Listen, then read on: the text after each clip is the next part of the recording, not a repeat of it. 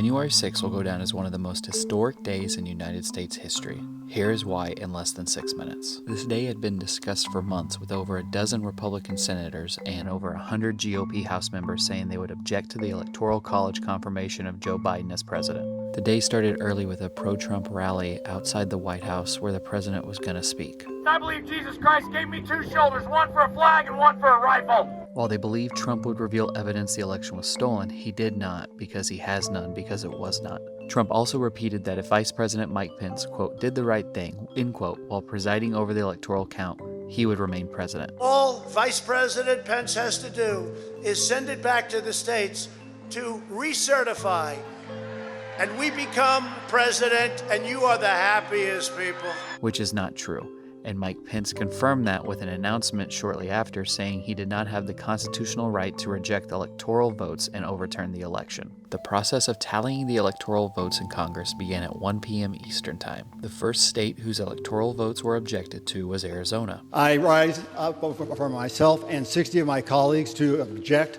to the counting of the electoral ballots from Arizona. Is the objection in writing and signed by a senator? Yes, it is.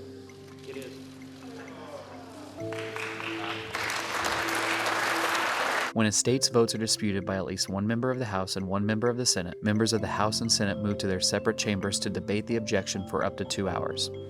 Shortly after 2:15 p.m. Eastern Time, during the debates, a violent pro-Trump mob took over the Capitol steps, causing government officials inside the Capitol to shelter in place. Then the mob forced their way inside.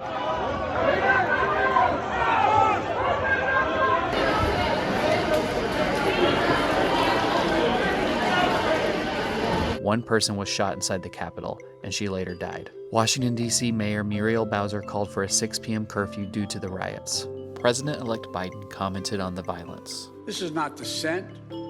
It's disorder. It's chaos. It borders on sedition. And it must end now. President Trump released a video saying he loved the mob, but they should leave. This was a fraudulent election, but we can't play into the hands of these people. We have to have peace. So go home. We love you. You're very special. Around 5:45 p.m. Eastern Time, the Capitol was secure. Meanwhile, President Trump tweeted in support of the insurrection, which prompted Twitter to delete not only that tweet, but his video from earlier in the day. They then suspended his account for 12 hours. Shortly after 8 p.m. Eastern Time, Congress began certifying the Electoral College votes again. Today, a shameful assault was made on our democracy.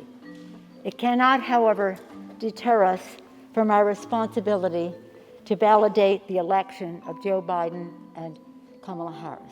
We condemn the violence that took place here in the strongest possible terms. We grieve the loss of life in these hallowed halls, as well as the injuries suffered by those who defended our Capitol today. We can now add January 6th, 2021, to that very short list of dates in American history that will live forever in infamy. This failed insurrection only underscores how crucial the task before us is for our republic. Around 11:15 p.m. Eastern Time, the Arizona objection failed. That the Senate, by a vote of 6 ayes to 93 nays, rejects the objection to the electoral votes cast in the state of Arizona for Joseph R. Biden for president and Kamala D. Harris for vice president. Just before 12 a.m. Eastern Time, over 70 Republican House members tried to contest the results from Georgia, but announced senators who had agreed to the objection earlier had dropped off. In that case, the objection cannot be entertained. Numerous House Republicans objected to Michigan's results shortly after 12 a.m. Eastern Time. Is the objection in writing and signed by a member and a senator? The objection is writing, not signed by a senator.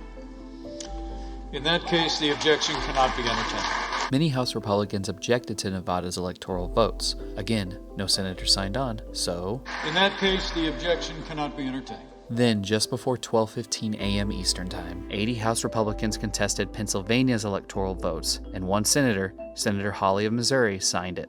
Is the objection in writing and signed by a senator?